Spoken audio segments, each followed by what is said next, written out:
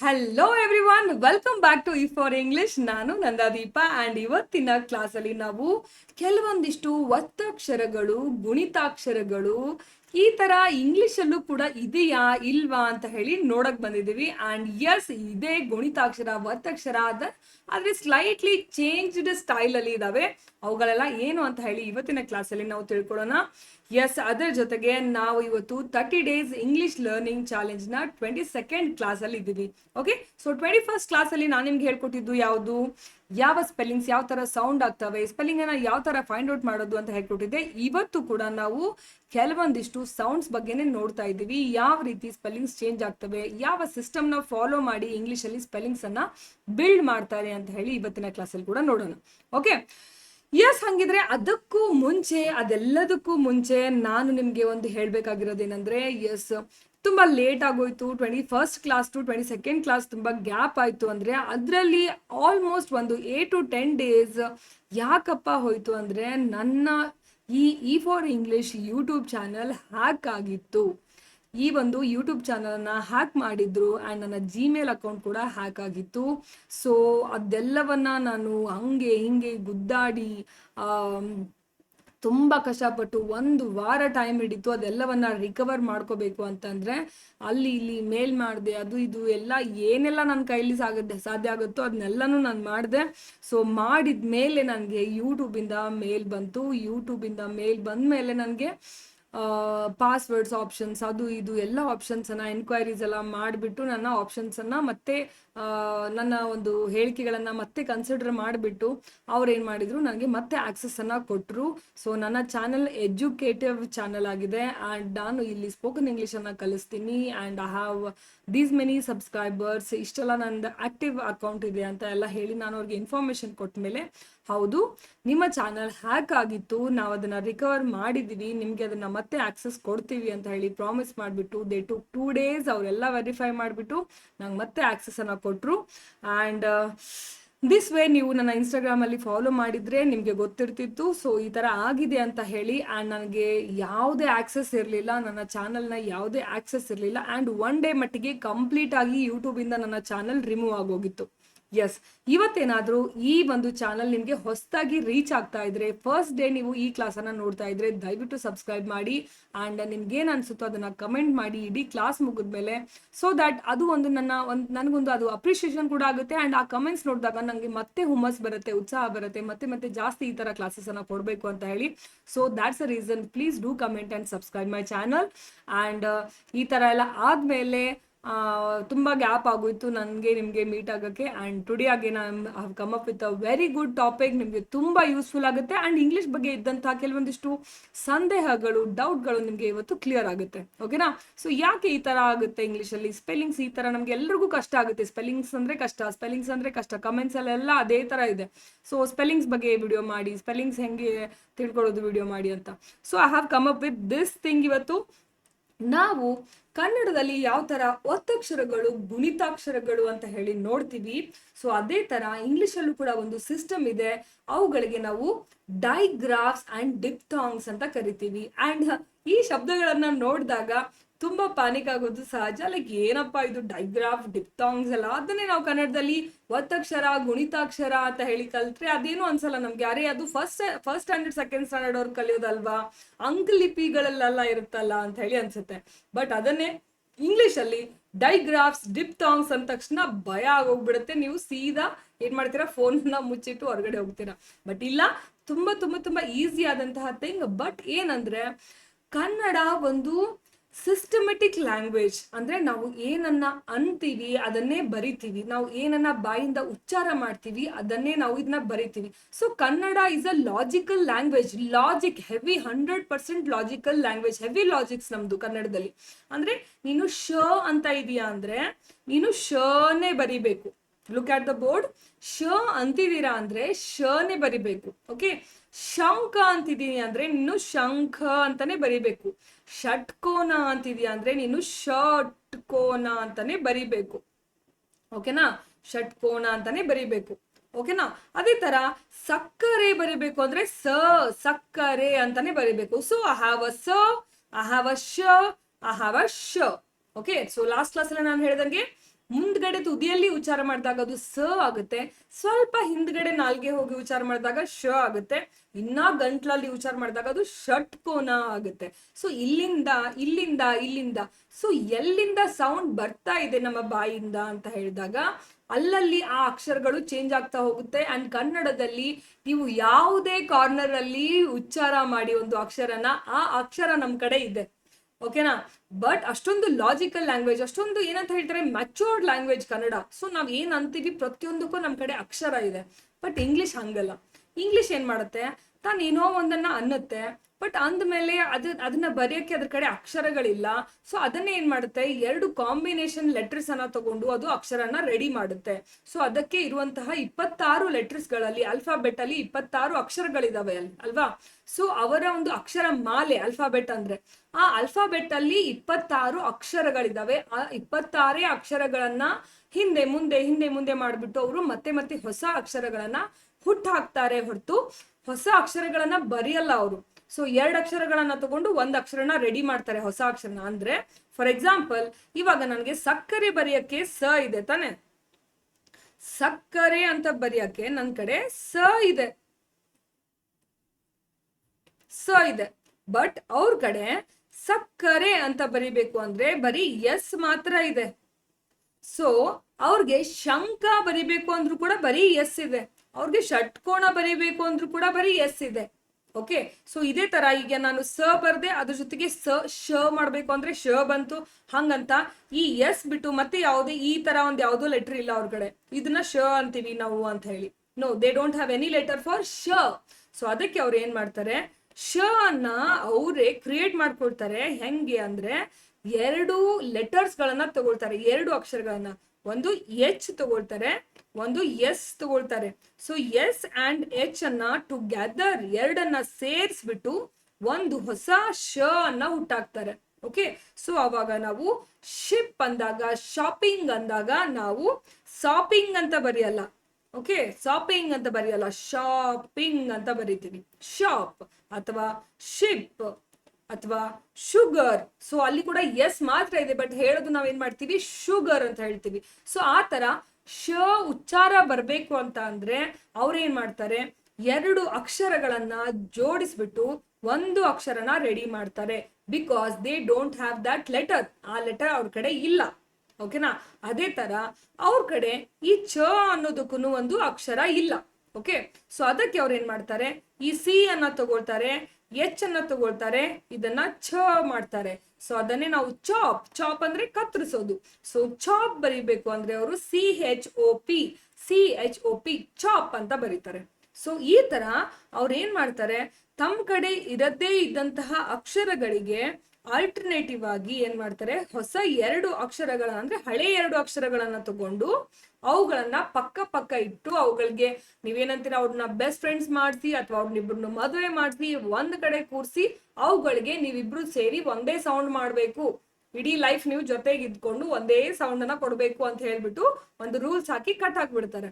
So ಅವಾಗ ಏನಾಗುತ್ತೆ, ಅಲ್ಲಿ ಶ ಅಂತ ಉಚ್ಚಾರ ಮಾಡ್ಬೇಕಂತಿರೋ ಎಲ್ಲಾ ಅಕ್ಷರಗಳಲ್ಲಿ ಏನಾಗುತ್ತೆ, ಇಲ್ಲಿ ನೋಡಿ ಫಾರ್ ಎಕ್ಸಾಂಪಲ್ SH ಶ, ಶಿಪ್, ಫಿಶ್, ಫಿಶ್ ಅಂದಾಗ ಶ SH, and shop, dish, shell.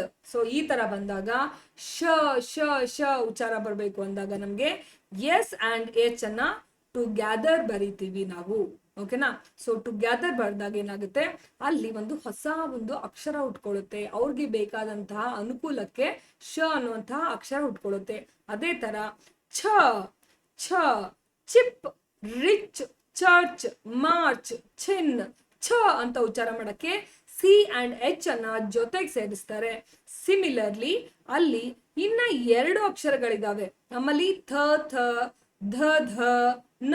So ಥ ದೊಡ್ಡ ಧ ಅಂತೀವಿ ನಾವು, ಥ ಥ, ದ ಧ, ನ ಅಂತೀವಿ. ಸೊ ನಮ್ಗೆ ಏನಂತ ಹೇಳಿ ಕಳ್ಸಿದ್ದಾರೆ, ಅದರಲ್ಲಿ ಅಲ್ಪ ಪ್ರಾಣ, ಮಹಾಪ್ರಾಣ ಅಂತ ಹೇಳಿ ಕಳ್ಸಿದ್ದಾರೆ ಅಲ್ವಾ.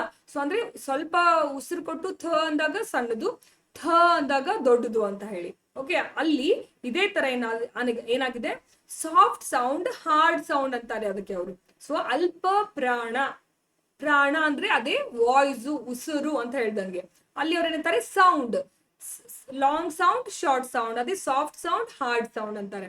ಸೊ ಸಾಫ್ಟ್ ಸೌಂಡ್ ಥ ಅನ್ನ ಎರಡು ಥನೇ ಬರೀತಾರೆ ಅವರು, ಟಿ ಎಚ್ ಬರೀತಾರೆ ಎರಡಕ್ಕೂ. ಟಿ ಎಚ್ ಅಂತ ಬರೆದ್ರೆ ಅದನ್ನ ನಾವು ಸಮ್ ಟೈಮ್ಸ್ ಸಣ್ಣ ಥ ಆಗಿ ಉಚ್ಚಾರ ಮಾಡಬೇಕು, ಸಮ್ ಟೈಮ್ಸ್ ದೊಡ್ಡ ಥ ಆಗಿ ಉಚ್ಚಾರ ಮಾಡಬೇಕು. ಫಾರ್ ಎಕ್ಸಾಂಪಲ್ ನೋಡಿ ಇಲ್ಲಿ, ಥ, thin, three, math, bath, think ಅಂತ ಯೂಸ್ ಮಾಡಬೇಕು. ಸೊ ಇಲ್ಲಿ ಏನಾಗುತ್ತೆ, ಸಾಫ್ಟ್ ಥ ಅಂತ ಯೂಸ್ ಮಾಡಿದಾಗ ಅದು ಥ ಆಗಿ ಉಚ್ಚಾರ ಆಗುತ್ತೆ. ಸೊ ಹಾರ್ಡ್ ಸೌಂಡ್ ಅಂತ ಹೇಳಿದಾಗ ಅದು ದ ಆಗಿ ಉಚ್ಚಾರ ಆಗುತ್ತೆ. ಇಟ್ಸ್ ನಾಟ್ ಲೈಕ್ ಥ ಥ ಅಂತ ಅಲ್ಲ, ಥ ದ ಅಂತ. ಸೊ ಹಾರ್ಡ್ ಸೌಂಡ್, ಥ ಅಂದಾಗ ಒಳಗಡೆ ಸೌಂಡ್ ಇರುತ್ತೆ, ದ ಅಂದಾಗ ವೈಬ್ರೇಷನ್ ಸಿಗುತ್ತೆ, ಅದಕ್ಕೆ ಅದನ್ನ ಹಾರ್ಡ್ ಸೌಂಡ್ ಅಂತ ಹೇಳಿ ಕರೀತಾರೆ.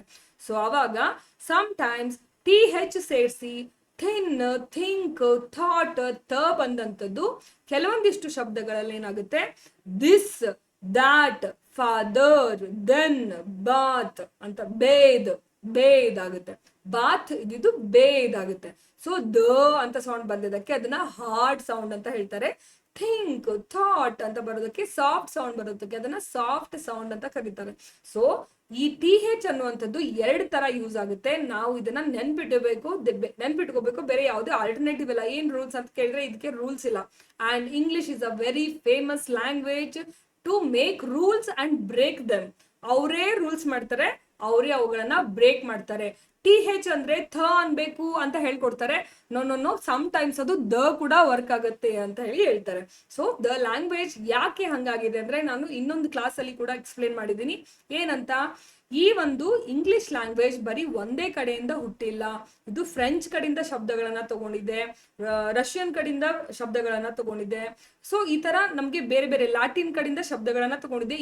ಇವನ್ ಫ್ರಮ್ ಕನ್ನಡ ಕಡೆಯಿಂದನೂ ತಗೊಂಡಿದೆ, ಅಂಡ್ ಹಿಂದಿ ಕಡೆಯಿಂದನೂ ತಗೊಂಡಿದೆ. ನಾನು ಹೇಳಿದೀನಿ ಛಂಪಿ ಅನ್ನುವಂತಹ ಶಬ್ದ ಏನಿದೆ, ಸೊ ಅದನ್ನ ಮಸಾಜ್, ಮಾಲಿಶ್ ಅಂತ ಹೇಳ್ತೀವಿ ನಾವು. ಸೊ ತಲೆಗೆ ಏನೋ ಆಯಿಲ್ ಹಾಕಿ ಅಥವಾ ಯಾವುದೋ ಸೋಪ್ ಹಾಕಿ ಮಸಾಜ್ ಮಾಡೋದನ್ನ ಚಂಪಿ ಅಂತ ಕರೀತವೆ ಹಿಂದಿಯಲ್ಲಿ. ಓಕೆ, ಆ ಹಿಂದಿಯ ಚಂಪಿಯನ್ನ ತಗೊಂಡು ಇಂಗ್ಲಿಷ್ನವರು ಶಾಂಪೂ ಅಂತ ಮಾಡಿದ್ದಾರೆ. ಸೊ ಅದು ಚಂಪಿ ಹೋಗಿ ಚಂಪು ಆಗಿ ಆ ಸಿ ಹೆಚ್ ಸೌಂಡ್ಗೆ ಶಾಂಪೂ ಮಾಡಿದ್ದಾರೆ ಅವರು. ನಿಮ್ಗೆ ಗೊತ್ತಾ, shampoo is not originally English word. Shampoo is originally Hindi word. So ಅವರು ಇಂಡಿಯಾಗೆ ಬಂದಾಗ ಇಲ್ಲಿ ಲಿಟ್ರೇಚರ್ ಇಂದ ಅವರು ತಗೊಂಡು ಹೋದಂತಹ ವರ್ಡ್ ಅದು.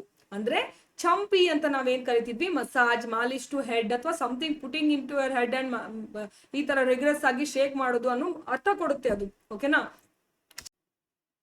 ಸೊ ಇಲ್ಲೇನಾಗುತ್ತೆ, ಚಂಪಿ ಅಂದಾಗ ಅವ್ರು ಏನ್ ಮಾಡ್ತಾರೆ, ಶಾಂಪೂ ಅಂತ ಹೇಳಿ ಒಂದು ಹೊಸ ವರ್ಡ್ ಅನ್ನ ಹುಟ್ಟಾಕ್ತಾರೆ. ಈ ತರ ಬೇರೆ ಬೇರೆ ಭಾಷೆಗಳಿಂದ, ಬೇರೆ ಬೇರೆ ದೇಶಗಳಿಂದ ಅವರು ಒಂದಿಷ್ಟು ವರ್ಡ್ಸ್ ಗಳನ್ನ ತಗೊಂಡಿದ್ದಾರೆ. ಸೊ ಆ ವರ್ಡ್ಸ್ ಗಳನ್ನ ತಗೊಂಡಿರೋ ಕಾರಣಕ್ಕೆ ಏನಾಗುತ್ತೆ, ಅವರ ಲ್ಯಾಂಗ್ವೇಜ್ ಏನಾಗುತ್ತೆ, ಅವರ ಸ್ಪೆಲ್ಲಿಂಗ್ಗೆ, ಅವರವರ ದೇಶಗಳ ಸ್ಪೆಲ್ಲಿಂಗ್ಗೆ ಹಂಗೆ ಸ್ಪೆಲ್ಲಿಂಗ್ ಉಳ್ಕೊಳ್ಳೋದು, ಇವರು ಅನ್ನೋದನ್ನ ಚೇಂಜ್ ಮಾಡ್ತಾ ಹೋಗೋದು. ಸೊ ಈ ಕಾರಣಕ್ಕೆ ಕೆಲವೊಂದಿಷ್ಟು ಎಕ್ಸೆಪ್ಷನ್ಸ್ ಅಂತ ಬರ್ತವೆ. ಆ ಎಕ್ಸೆಪ್ಷನ್ಸ್ ಬರೋದೇ ಯಾಕಂದ್ರೆ ಹಳೆ ಕಾಲದಲ್ಲಿ ಇದ್ದಂತಹ ಸ್ಪೆಲ್ಲಿಂಗ್ಸ್ ಅನ್ನ ಹಂಗೆ ಇಟ್ಕೊಂಡಿದ್ದಾರೆ, ಅವುಗಳನ್ನ ಅನ್ನೋ ರೀತಿ ಮಾತ್ರ ಇವರು ತಮಗೆ ಈಸಿ ಆಗೋ ತರ ಮಾಡ್ಕೊಂಡಿದ್ದಾರೆ. ಸೊ ಈ ಕಾರಣಕ್ಕೆ ನಮಗೆ ಕೆಲವೊಂದಿಷ್ಟು ರೂಲ್ಸ್ ಗಳು ಎಕ್ಸೆಪ್ಷನ್ಸ್ ಆಗಿ ವರ್ಕ್ ಆಗುತ್ತೆ. ಸೊ ಈ ತರ ನಾವೇನ್ ಮಾಡ್ತೀವಿ, ಇಂಗ್ಲಿಷ್ ಅಲ್ಲಿ ಡೈಗ್ರಾಫ್ಸ್ ಅಂತ ಕರಿತೀವಿ ಇವುಗಳನ್ನ. ಸೊ ಇವುಗಳನ್ನ ಏನಂತ ಕರಿತೀವಿ, ಡೈಗ್ರಾಫ್ಸ್. ಡೈಗ್ರಾಫ್ ಅಂದ್ರೆ ಏನು, ಡೈ ಅಂದ್ರೆ ಟೂ ಅಂತ ಅರ್ಥ, ಟೂ.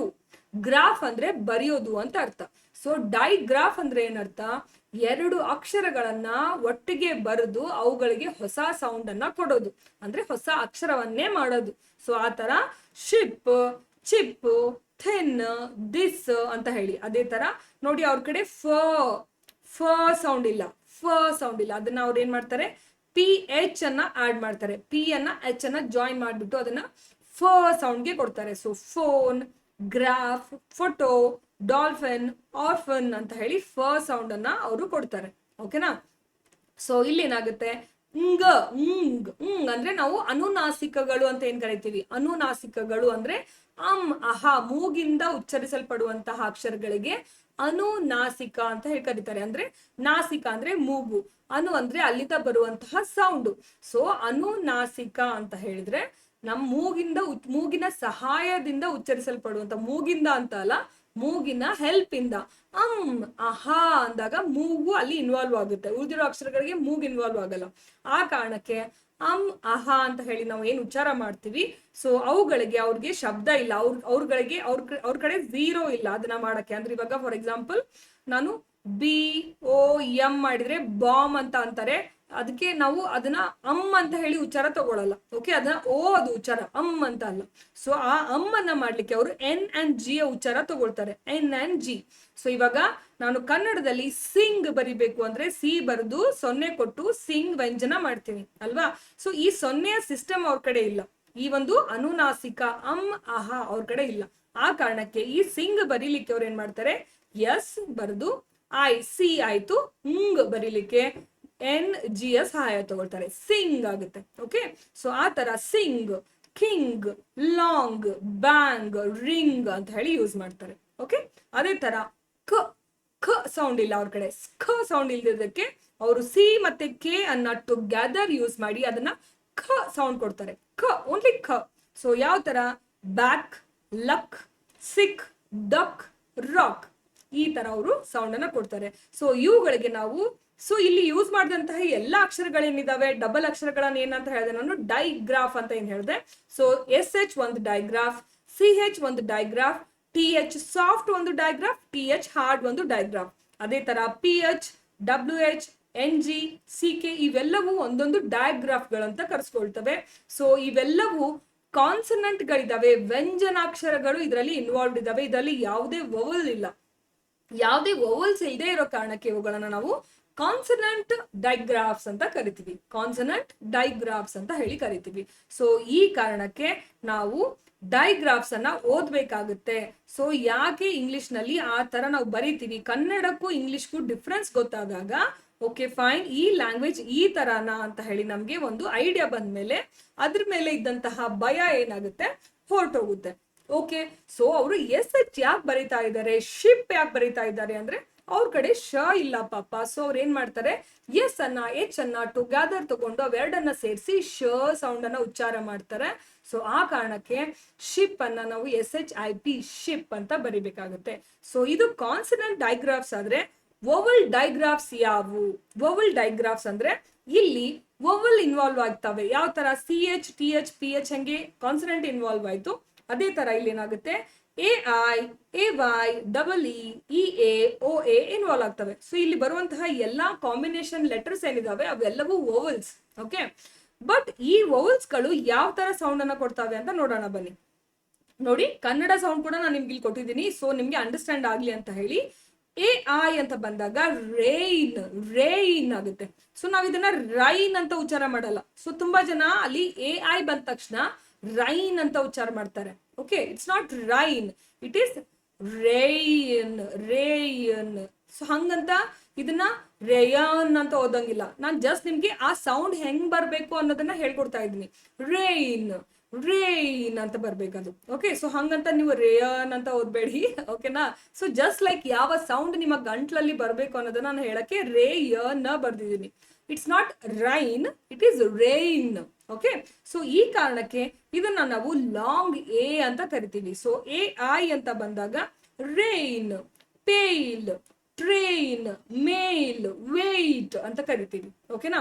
ಬಟ್ ಇಲ್ಲಿ ಏನಾಗಿದೆ, ಮುಂಚೆ ಏನಾಗ್ತಾ ಇತ್ತು, ಸೊ ಈ ಒಂದಿಷ್ಟು ಲಾಂಗ್ ಎ ಎರಡು ಸೌಂಡ್ ಇದಾವೆ ನೋಡಿ. ಸೊ AI ಒಂದ್ ಸೌಂಡು, AY ಒಂದ್ ಸೌಂಡ್ ಇದೆ. ಸೊ ಎರಡಕ್ಕೂ ಇಲ್ಲಿ ಏನ್ ಮಾಡಿದ್ದಾರೆ, ಲಾಂಗ್ ಎ ಅಂತಾನೆ ಕೊಟ್ಟಿದ್ದಾರೆ. ನೆಕ್ಸ್ಟ್ EE ಅಂಡ್ EA ಎರಡ್ ಸೌಂಡ್ ಇದೆ, ಅವು ಎರಡಕ್ಕೂ ಲಾಂಗ್ ಇ ಕೊಟ್ಟಿದ್ದಾರೆ. ಅಂದ್ರೆ ದೊಡ್ಡ ಇ ಬರಿತೀವಲ್ವಾ ನಾವು, ಇ. ಸೊ ಆ ದೊಡ್ಡ ಇ. ಹಾಗೆ ಎರಡ್ ಸೌಂಡ್ ಯಾಕೆ ಬೇಕು, ಒಂದೇ ಇಟ್ಕೋಬಹುದಲ್ಲ ಅಂದ್ರೆ again that is the same mistake. ಇವಾಗ ಏನಿತ್ತಲ್ಲ ಇಲ್ಲಿ ನೋಡಿದಿ, ಲೀಫ್ ಅಂತ ಇದೆ ನೋಡಿ, ಲೀಫ್ ಅಂತ ಇದೆಯಲ್ಲ, ಇದನ್ನ ಅವರು ಅವಾಗ ಮುಂಚೆ ಲೀಫ್ ಅಂತ ಓದ್ತಾ ಇರ್ಲಿಲ್ಲ ಹಳೆ ಕಾಲದಲ್ಲಿ. ಲಿಯಫ್ ಅಂದ್ರೆ ಲಿಯಫ್ ಅಲ್ಲ, ಲಿಯಫ್ ಅಂತ ಸ್ವಲ್ಪ ಸೌಂಡ್ ಬರ್ತಾ ಇತ್ತು ಅಲ್ಲಿ. ಅಂದ್ರೆ ಲಿಯಫ್ ಅನ್ನೋ ತರ ಲಿಯಫ್ ಅಂತ ಓದ್ತಾ ಇದ್ರು. ಆ ಕಾರಣಕ್ಕೆ ಅದನ್ನ ಇಲ್ಲಿ ಈ ಎ ಸೌಂಡ್ ಅನ್ನ ಕೊಟ್ರು, ಸಿಯರ್ಟ್ ಅಂತಿದ್ರು. ಕೂಡ ಉಚ್ಚಾರ ಬರ್ತಿತ್ತು ಮುಂಚೆ. ಬಟ್ ಇಲ್ಲಿ ಇಂಗ್ಲಿಷರು ಏನ್ ಮಾಡ್ತಾರೆ, ಸೊ ಅದನ್ನ ಒಟ್ಟಿಗೆ ಉಚ್ಚಾರ ಮಾಡಿ ಸೀಟ್ ಹೋಗಿ ಸೀಟ್ ಮಾಡಿ ಲೀಫ್ ಮಾಡಿ ಅದನ್ನು ಕೂಡ ಈ ಎ ಇದ್ದಂತಹ ಉಚ್ಚಾರನ ಅವರು ಈ ಎ ಇದ್ರೂ ಕೂಡ ಅದನ್ನ ಲೀಫ್ ಅನ್ನಕ್ ಶುರು ಮಾಡಿದ್ರು, ಸೀಟ್ ಅನ್ನಕ್ ಶುರು ಮಾಡಿದ್ರು, ಟೀಮ್ ಅನ್ನಕ್ ಶುರು ಮಾಡಿದ್ರು, ಮೀಟ್ ಅನ್ನಕ್ ಶುರು ಮಾಡಿದ್ರು. ಅಲ್ಲಿ ಈ ಎ ಇದ್ರೂ ಅವರು ಅದನ್ನ ಡಬಲ್ ಈ ತರನೇ ಉಚ್ಚಾರ ಮಾಡಕ್ ಸ್ಟಾರ್ಟ್ ಮಾಡಿದ್ರು, just because they are lazy. ಅವ್ರಿಗೆ ಅನ್ನಕ್ ಕಷ್ಟ. ಸೊ ಅವರು ಅನ್ನಲ್ಲ, ಕಷ್ಟ ಆಗಿರೋವನ್ನ ಅವ್ರು ಯಾವ್ದು ಅನ್ನಲ್ಲ. ಸೊ ನಿಮ್ಗೆ ಫಸ್ಟ್ ಡೇ 1 ಇಂದ ಹೇಳ್ತಾ ಇದ್ದೀನಿ ನಾನು. ಯಾಕೆ ಹೇಳ್ತಾ ಇದ್ದೀನಿ, ಫಸ್ಟ್ ಕ್ಲಾಸ್ ಇಂದ ಅವರು ಲೇಜಿ ಇದ್ದಾರೆ, ಅವ್ರಿಗೆ ತುಂಬಾ ಕಷ್ಟ ಕೊಡಕ್ ಇಷ್ಟ ಇಲ್ಲ ಮೌತ್ಗೆ. ಸೊ ತುಂಬಾ ಕಷ್ಟ ಆಗುವಂತವನ್ನ ಸ್ವಲ್ಪ ಡಿಸ್ಕಂಫರ್ಟ್ ಆದ್ರೂ ಅದನ್ನ ಅವರು ಏನ್ ಮಾಡ್ಬಿಡ್ತಾರೆ, ತಮಗೆ ಈಸಿ ಮಾಡ್ಕೊಂಡ್ಬಿಡ್ತಾರೆ. ಸೊ ಎಲ್ಲಿ ಲಿಯಫ್ ನಿಯಟ್ ಅನ್ಬೇಕು ಅಂತ ಹೇಳಿ ಮೀಟ್ ಲೀಫ್ ಅನ್ನಕ್ ಸ್ಟಾರ್ಟ್ ಮಾಡಿದ್ರು. ಬಟ್ ಆ ಬೇರೆ ಲ್ಯಾಂಗ್ವೇಜ್ ಇಂದ ಬಂದಂತಹ ಶಬ್ದಗಳೇನಿದಾವೆ ಅವುಗಳ ಸ್ಪೆಲ್ಲಿಂಗ್ ಅನ್ನೇ ಉಳಿಸ್ಕೊಂಡಿದ್ದಾರೆ ಅವರು, ಬಟ್ ಅನ್ನೋದನ್ನ ಮಾತ್ರ ಚೇಂಜ್ ಮಾಡ್ಬಿಟ್ಟಿದ್ದಾರೆ. ಈ ಕಾರಣಕ್ಕೆ ಏನಾಗುತ್ತೆ, ಇಲ್ಲಿ ಲಾಂಗಿ ಎರಡು ಸೌಂಡ್ ಬಂದ್ರು ಸ್ಪೆಲ್ಲಿಂಗ್ ಏನಾಗುತ್ತೆ, 2 ತರ ಬರುತ್ತೆ. So you just have to remember that. Seed ಬಂದ್ರು ನಾವು ಹಂಗೆ ಸೀಡ್ ಅಂತೀವಿ, ಇಲ್ಲಿ LEAF ಬಂದ್ರು ಲೀಫ್ ಅಂತೀವಿ. Seed leaf, feet seat, tree team. ನಾನು ಝೂಮ್ ಮಾಡ್ತಾ ಇದೀನಿ, ನೋಡ್ಕೊಳ್ಳಿ ಸ್ವಲ್ಪ. ನೋಡಿ ಇಲ್ಲಿ ರೇನ್ ಪೇಲ್. ಓಕೆ, ಇದು ಕೂಡ ಏನಾಗುತ್ತೆ, ಲಾಂಗ್ ಎ ಸೌಂಡ್. ಎ ದೊಡ್ಡ ಎ ಅಂತೀವಲ್ವಾ ನಾವು, ಚಿಕ್ಕ ಎ ದೊಡ್ಡ ಎ ಎ. So rain, pale, train. ಅದೇ ತರ day, pay, play, say, may. So ಇವೆರಡು ಸೇಮ್ ತರ ಉಚ್ಚಾರ ಆಗ್ತವೆ, ಲಾಂಗ್ ಎನೆ ತಗೊಳ್ತವೆ. ಅಂಡ್ ಇದು ಸೇಮ್ ದೊಡ್ಡ ಈ ತರ ಉಚ್ಚಾರ ಆಗ್ತವೆ. Seed leaf, feet seat, tree team, keep meet, be read. So ಅವರು ಒಂದೇ ತರ ಉಚ್ಚಾರ ಮಾಡೋಂಗಿದ್ರೆ ರೀಡ್ ಅನ್ನ ಹಿಂಗ್ ಬರ್ಸ್ಬಿಡ್ಬೋದಿತ್ತು, ರೀಡ್ ಅಂತ ಅಲ್ವಾ. ಮೀಟ್ ಅನ್ನ ಮೀಟ್ ಬರ್ಸ್ಬಿಡ್ಬೋದಿತ್ತು. ಬಟ್ ಇಲ್ಲಿ ಮೀಟ್ ಇದೇನಾಗುತ್ತೆ, ಮೀಟ್ ಆಗು, ನನ್ನ ಭೇಟಿ ಆಗು ಅನ್ನೋ ಲೆಕ್ಕಕ್ಕೂ ಬರುತ್ತೆ. ಬಟ್ ಆ ತರ 1000 ವರ್ಡ್ಸ್ ಇದಾವೆ ಇಂಗ್ಲಿಷ್ ಅಲ್ಲಿ, ಲೈಕ್ ಸೇಮ್ ಸ್ಪೆಲ್ಲಿಂಗ್ ಇರೋವು, ಬೇರೆ ಬೇರೆ ಅರ್ಥ ಕೊಡೋವು. ಓಕೆ, ಬಟ್ ಅವ್ರು ಏನ್ ಮಾಡ್ಲಿಲ್ಲ, ಬೇರೆ ಭಾಷೆಯಿಂದ ಬಂದಂತಹ ವರ್ಡ್ಗಳ ಸ್ಪೆಲ್ಲಿಂಗ್ ಅನ್ನ ಚೇಂಜ್ ಮಾಡ್ಲಿಲ್ಲ, ಬರೀ ಅನ್ನೋದನ್ನ ಮಾತ್ರ ಅವರು ಚೇಂಜ್ ಮಾಡಿದ್ರು. ಆ ಕಾರಣಕ್ಕೆ ಹೊಸದಾಗಿ ಕಲಿಯುವಂತಹ ನಾನ್ ನೇಟಿವ್ ಇಂಗ್ಲಿಷ್ ಪೀಪಲ್ಗೆ ಅದು ಏನ್ ರೂಲ್ಸ್ ಎತ್ತ ಅಂತ ಗೊತ್ತಿಲ್ಲದೆ ಇದ್ರೆ ಓಕೆ. ಮತ್ತೆ ಸೀಡ್ SEED ಆದ್ರೆ ಲೀಫ್ ಯಾಕೆ LEAF ಆಗುತ್ತೆ ಅಂತ ಕೇಳ್ತಾರೆ. ಬಟ್ ಅವರು ಮಾಡಿದಂತ ಮಿಸ್ಟೇಕ್ ಅದು. ಸೊ ಬೇರೆ ಲ್ಯಾಂಗ್ವೇಜ್ ಇಂದ ಬಂದಂತಹ ಶಬ್ದಗಳನ್ನ ಹಂಗೆ ಇಟ್ಕೊಂಡು ಅವರು ಉಚ್ಚಾರ ಮಾತ್ರ ಚೇಂಜ್ ಮಾಡಿದ್ದಾರೆ. ಆ ಕಾರಣಕ್ಕೆ ಸ್ಪೆಲ್ಲಿಂಗ್ ಚೇಂಜ್ ಅನ್ಸುತ್ತೆ, ಉಚ್ಚಾರ ಸೇಮ್ ಅನ್ಸುತ್ತೆ. ಸೊ ನಾವು ಇಂಗ್ಲಿಷ್ ಬೇಕೇ ಬೇಕಾಗಿರೋದ್ರಿಂದ ನಾವು ಇದನ್ನ ಡೀಲ್ ಮಾಡ್ಲೇಬೇಕಾಗುತ್ತೆ. ಸೊ ಒಂದ್ ಟೈಮ್ ಅಲ್ಲಿ ನಾವು ಮಬ್ರಾಗಿದ್ವಿ, ದಡ್ರಾಗಿದ್ವಿ, ಅವ್ರ ಕಡೆಯಿಂದ ರೂಲ್ ಮಾಡಿಸ್ಕೊಂಡ್ವಿ ಅಲ್ವಾ, ಬ್ರಿಟಿಷರ್ ಕಡೆಯಿಂದ ರೂಲ್ ಮಾಡಿಸ್ಕೊಂಡ್ವಿ, ತಲೆಯಲ್ಲಿ ನಮ್ಗೆ ಇನ್ನ ಬುದ್ಧಿ ಇರ್ಲಿಲ್ಲ ಅವಾಗ. ಸೊ ನಾವೇ ಹೊಡೆದಾಡ್ಕೊಂಡ್ವಿ, ನಮ್ಮವ್ರನ್ನೇ ಸಿಗಾಕಿಸ್ಕೊಂಡ್ವಿ. ನಮ್ಮ ಇಂಡಿಯನ್ ಹಿಸ್ಟ್ರಿಯನ್ನ ಓದ್ತಾ ಬಂದ್ರೆ ಎಲ್ಲಿ ಏನ್ ಮಾಡಿ ಹೆಂಗ್ ಸಿಕ್ಕಾಕೊಂಡ್ರು ನಮ್ಮ ಪೂರ್ವಜರೆಲ್ರು ಅಂತ ಹೇಳಿ ನಮ್ಗೆ ಐಡಿಯಾನೇ ಬರಲ್ಲ. ಅದ್ ಹೆಂಗೆ ಏನಾಯ್ತು ಅಂತ ಹೇಳಿ ಐಡಿಯಾ ಬರಲ್ಲ. ಬಟ್ ಅವ್ರ ಕೈಯಲ್ಲಿ ಸಿಕ್ಕಾಕೊಂಡು 200 ವರ್ಷಗಳ ಕಾಲ ಆಳ್ವಿಕೆ ಮಾಡಿಸ್ಕೊಂಡಿರುವ ತಪ್ಪಿಗೆ ನಾವು ಈ ಇಂಗ್ಲಿಷ್ ಅನ್ನ ಕಲೀಲೇಬೇಕು. ಅಂಡ್ ಬಿಕಾಸ್ ಇದೇ ತರ ನಮ್ ತರ ತುಂಬಾ ದೇಶಗಳನ್ನ ಅವರು ಆಳಿ ಬಂದಿದ್ದಾರೆ, ಎಲ್ಲಾ ಕಡೆ ತಮ್ಮ ಬೇರುಗಳನ್ನ ಬಿಟ್ಟು ಹೋಗಿದ್ದಾರೆ ಇಂಗ್ಲಿಷ್ದು. ಆ ಕಾರಣಕ್ಕೆ so all over world English ಒಂದು ಕಾಮನ್ ಲ್ಯಾಂಗ್ವೇಜ್ ತರ ಆಗ್ಬಿಟ್ಟಿದೆ. ಎಲ್ರಿಗೂ ಇಂಗ್ಲಿಷ್ ಬಂದ್ರೆ ಇಟ್ ಈಸ್ ಗುಡ್ ಅನ್ನೋ ತರ ಆಗ್ಬಿಟ್ಟಿದೆ.